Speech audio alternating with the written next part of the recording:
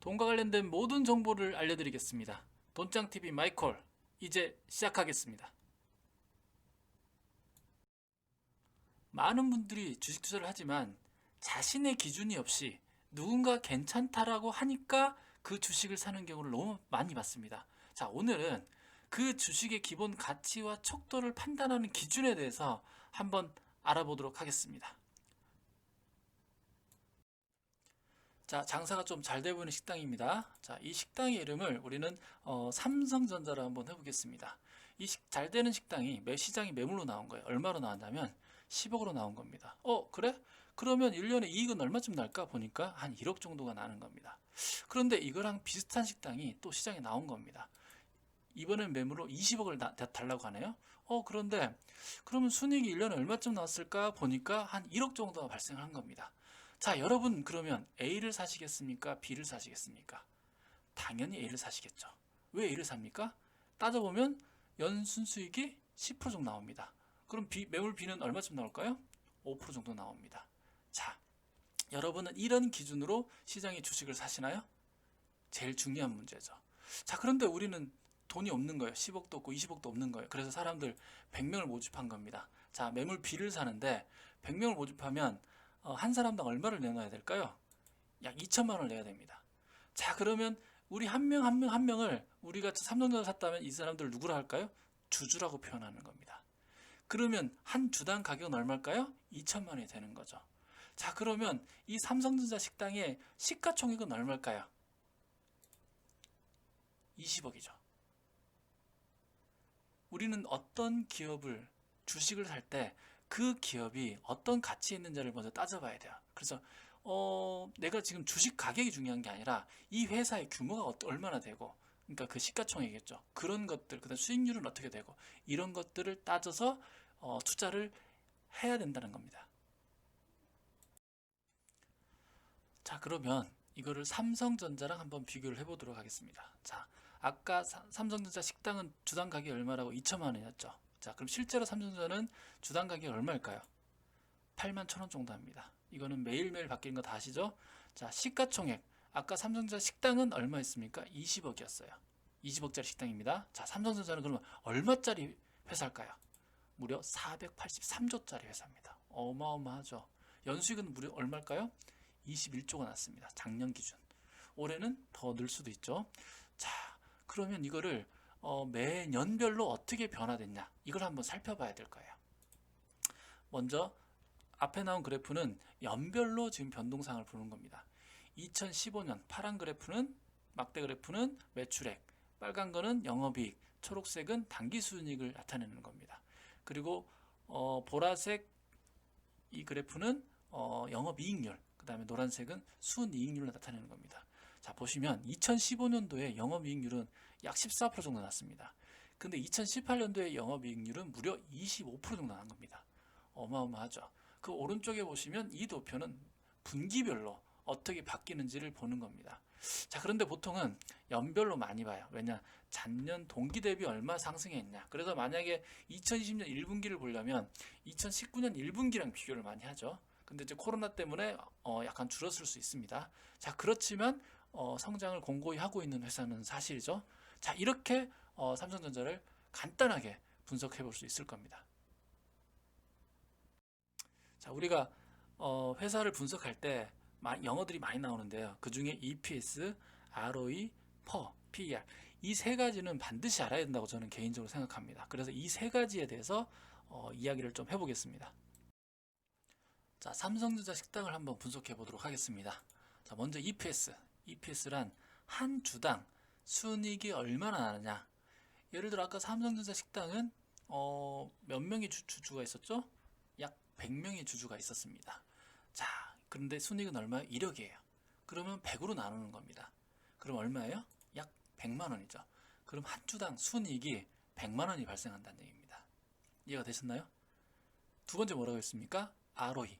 자기자본 이익률이라고 얘기했습니다. 자, 그럼 자기자본이 뭘까요? 이 삼성전자 식당을 사는데 내 돈으로 다 하지 않고 은행에 돈을 좀 빌리는 겁니다.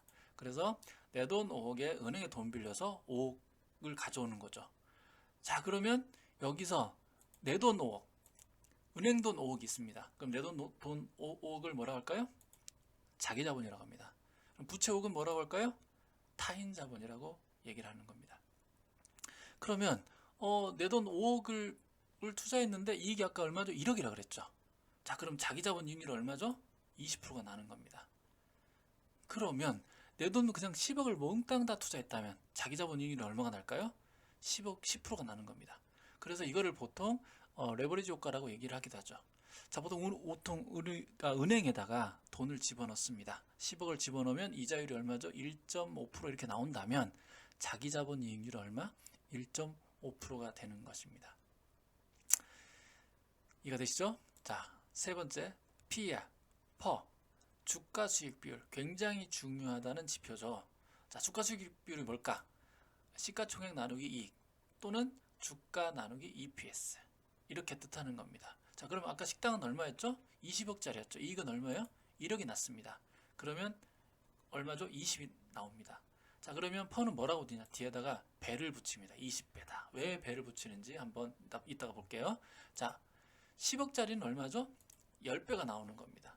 자, 그럼 퍼가 20배 높죠?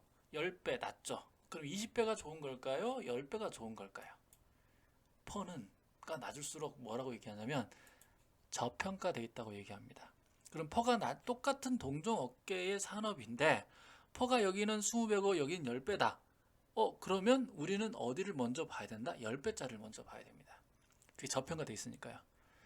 그래서 우리가 퍼를 얘기할 때 이런 얘기도 합니다.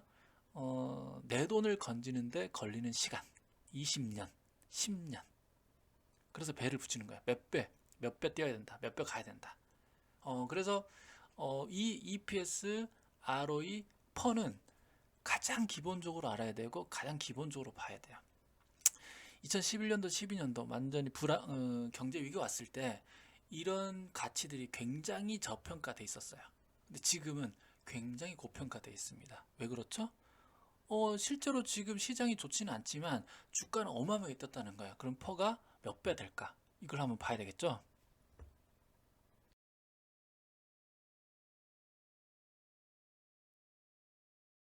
자, 이걸 똑같이 한번 삼성전자에 대입시켜 보겠습니다. EPS 한 주당 순이익이 얼마 나왔을까요?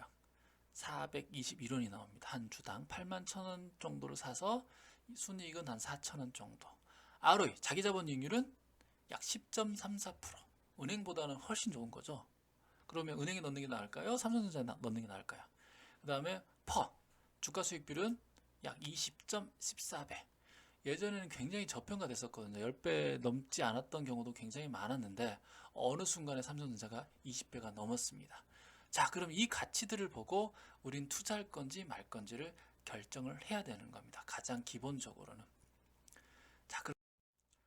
자, 주식 가격이 무조건 상승하지만은 않잖아요. 그래서 어떻게 합니까? 우리는 잘못됐을 때도 대비해야 됩니다. 그래서 주식의 위험은 크게 두 가지로 나눕니다. 첫 번째는 뭐냐? 기업 고유의 위험입니다. 기업이 망할 위험이라고 표현하는데요.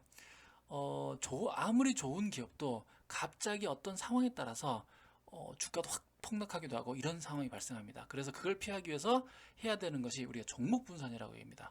여러 가지 종목에 분산해라. 또 하나는 전반적으로 잘 나가는데 갑자기 불황이 시작되는 거예요. 뭐 코로나가 터지고 아니면 유럽 사태가 터지고 아니면 서프라임 사태가 터진 그걸 우리는 보통 시장의 위험이라고 표현합니다. 그럼 이 시장의 위험을 피하기 위해서 뭘 해야 된다? 시간을 분산해야 된다고 얘기합니다. 이 두 가지 위험을 회피하면서 투자를 할 수 있다면 정말로 좋을 겁니다. 그래서 이것은 나중에 또 한번 말씀드리도록 하겠습니다. 다음 시간은 뭘 할 거냐? 자, 보십시오. 재무제표를 읽는 법. 간단하게. 이 재무제표를 알아야 기업들이 어떻게 운영이 되고 있는지를 알 수가 있겠죠. 그래서 다음 시간에는 재무제표 쉽게 읽는 법을 말씀드리도록 하겠습니다. 자, 오늘은 여기까지. 감사합니다.